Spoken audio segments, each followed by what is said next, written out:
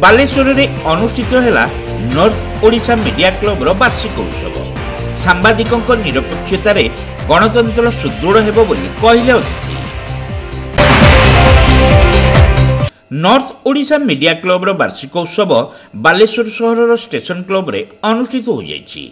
कवि उत्पल महांती अध्यक्षतार आयोजित यह कार्यक्रम में अतिथि भाव कवि प्रशांत दास, बालेश्वर पोरादोचिया सविता साहू, फकीरमोहन साहित्य परिषद सभापति डॉक्टर सुभाष चंद्र पात्र, जिला परिषद अध्यक्ष नारायण प्रधान, ब्रिड चेयरमैन आलोक कुमार साहू, नारी संघ सभानेत्री गोपामुद्रा महापात्र, काउंसिलर सत्यशिव सुंदर दास प्रमुख उपस्थित थिले।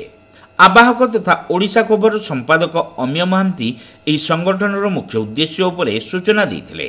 साधारण लोक और गणमाध्यम प्रतिनिधि भितर दूरता न रखापी यह कार्यक्रम आयोजन कर अतिथि माने कही गणतंत्र को सुरक्षित रखापी गणमाध्यम भूमिका अत्यंत गुरुत्वपूर्ण।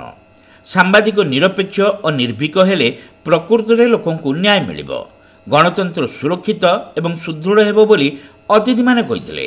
आज सांबादिक मानक सहित लुहा क्लब रे अन्य मन मेंबर करिसथि से बहुत बहुत धन्यवाद। मते एटा प्रथम ए चीज है कि कौन से मीडिया क्लब से साधारण लोक मेंबर होते नहीं जेतु सांबादिकता जो मन करछथि बहुत कठिन परिश्रम करछथि, दिन राति एक करी काम करछथि।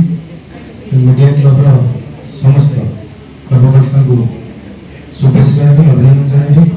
से निर्भर सहित काम कर एक संवादपत्र प्रकाश करता जार संपादक थे श्री चिंतामणि। एकदा गोटे संवाद से निजे लिखुते संपादक माने गोटे खबर कागज समस्त कथा निज पाखे निज कांधर बहन करती। संवादपत्र प्रकाशित हवा आगु त्रिभुज हो जाए। संवाद जी संग्रह करे सांबादिक, संवाद को जी टेक्निक देखे संपादक एवं जहाँ को जी प्रकाश करे मुद्रित करे से प्रकाशक। एही अवसर में विभिन्न क्षेत्र में उल्लेखनीय सफलता हासिल करिथिबा व्यक्ति विशेषों को सम्मानित करा जायतिला। कार्यक्रम में बहु बुद्धिजीवी गणमाध्यम प्रतिनिधि अंशग्रहण करथिले।